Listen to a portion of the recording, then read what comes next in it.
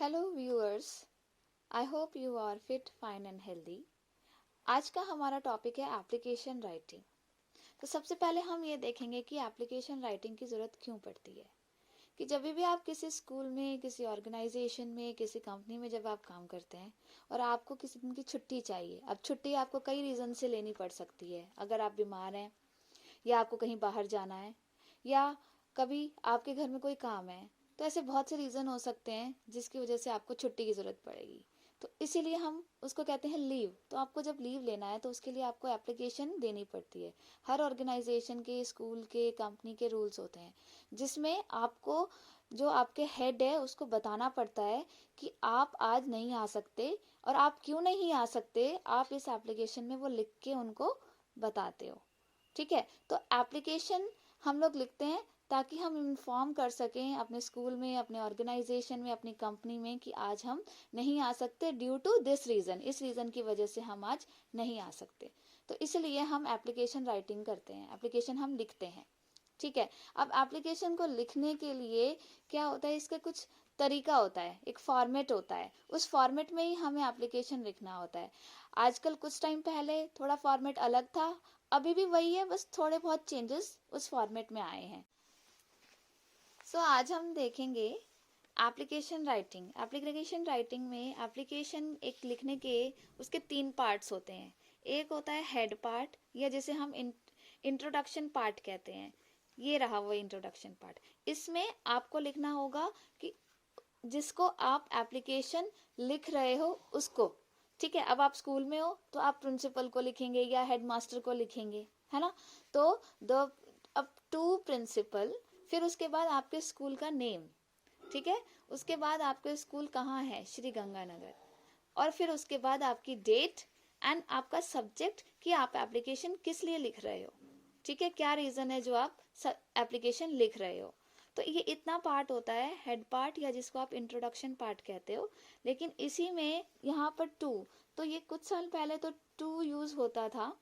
आजकल अगर आप इस टू को यूज़ नहीं करते, सीधा एप्लीकेशन स्टार्ट करते हो द प्रिंसिपल से, तो भी ये करेक्ट है। ठीक है, उसके बाद आता है बॉडी पार्ट। बॉडी पार्ट में आपको रीज़न लिखना है कि आपने क्यों छुट्टी लेना चाहते हैं, कब से कब तक की आपको छुट्टी चाहिए, ये सब आप बॉडी पार्ट में लिखते हो।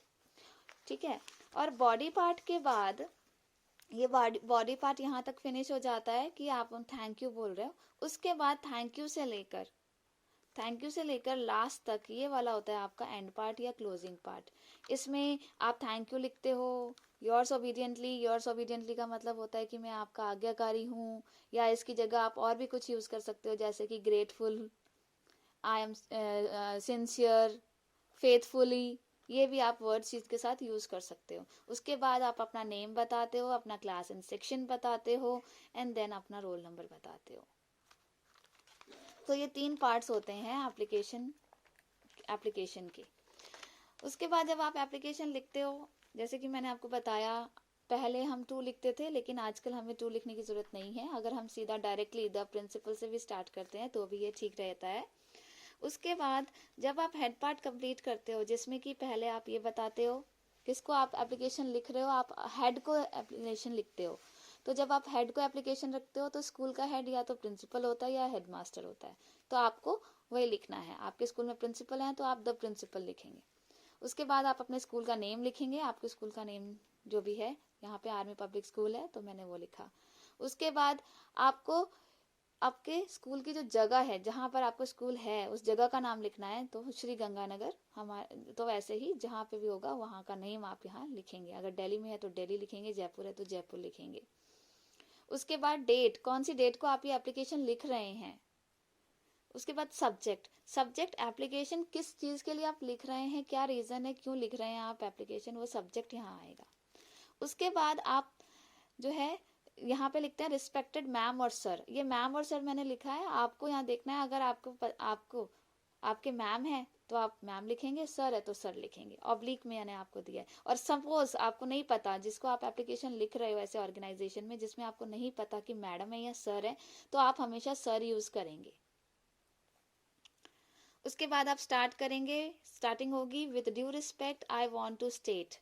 अब इसमें पहले हम लिखते थे आई बैग टू स्टेट, लेकिन आजकल वो चेंज हो गया है।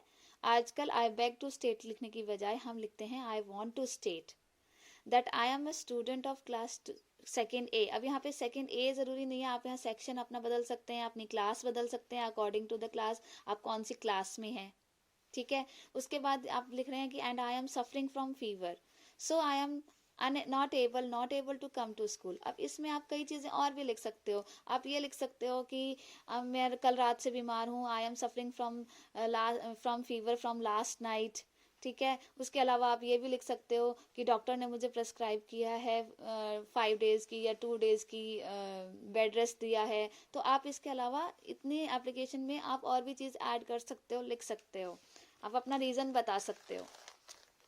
उसके बाद आप डेट बता सकते हो कि कब से कब की आपको छुट्टी चाहिए, फ्रॉम इतने से इतने तारीख तक छुट्टी चाहिए, या लॉन्ग लीव है तो उतने डेट से लेकर के टू कितनी डेट तक आपको छुट्टी चाहिए। देन उसके बाद आप उसके लिए जो आप ये छुट्टी जो आप बोल रहे हो उसके लिए वो आपको छुट्टी दे रहे हैं, उसके लिए आप उनके थैंकफुल हो, ग्रेटफुल हो, आपको ये लिखना है। तो I will be grateful to you, ठीक है। पहले आई शैल बी भी यूज करते थे, लेकिन आजकल आई विल यूज करते हैं। तो I will be grateful to you. उसके बाद आप थैंक यू बोलते हो, दैट इज थैंकिंग यू। उसके बाद योर्स ओबीडियंटली, योर्स ओबीडियंटली का मतलब कि मैं आपका आज्ञाकारी शिष्य, जिसको हिंदी में कहते हैं। उसके बाद अपना नेम, क्लास, सेक्शन वगैरह बताते हो। तो इस तरह से आपकी एप्लीकेशन जो है राइटिंग पूरी हो जाती है। तो ये एप्लीकेशंस आप जिस सब्जेक्ट, जो भी आपको काम है, ठीक है, जो भी आपका सब्जेक्ट है वो आप सब्जेक्ट यहाँ लिखेंगे, जिससे कि एक ब्रीफ हो जाता है कि आप इसलिए एप्लीकेशन लिख रहे हो, मतलब ये रीज़न है आपकी छुट्टी का, यहाँ से ही पता चल जाता है। तो इसलिए ये सब्जेक्ट हमें देना ज़रूरी होता है, ठीक है। तो इस तरीके से हम एप्लीकेशन राइटिंग करते हैं। Okay, thank you so much.